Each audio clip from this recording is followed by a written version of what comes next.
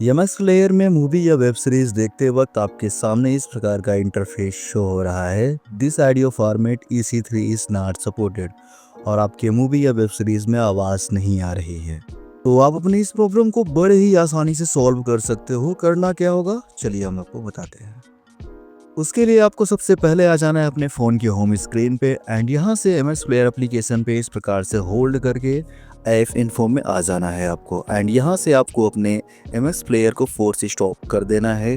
Then यहीं पे option आपको मिल जाएगा स्टोरेज यूजेस का, इस पर आपको क्लिक करके इसका डाटा जो है उसे आपको क्लियर कर देना है।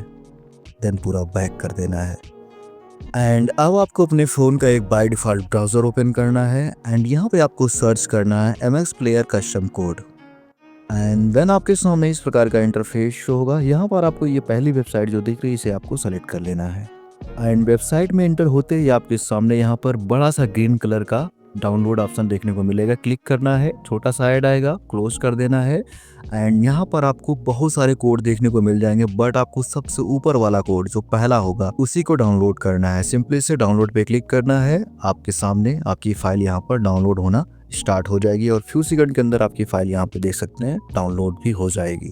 तो अब आपको अपने फ़ोन का प्ले स्टोर एप्लीकेशन ओपन करना है एंड यहाँ पर आपको सर्च करना है MX player application.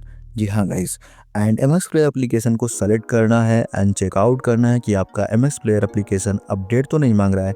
In case update मांग रहा है तो उसे आपको अपडेट कर लेना है। जी हाँ गाइस, एंड अपडेट हो जाने के बाद आपको अपने एमएक्स प्लेयर एप्लीकेशन को ओपन करना है। ओपन करते ही आपके सामने इस प्रकार का इंटरफेस शो होगा कस्टम कोड का।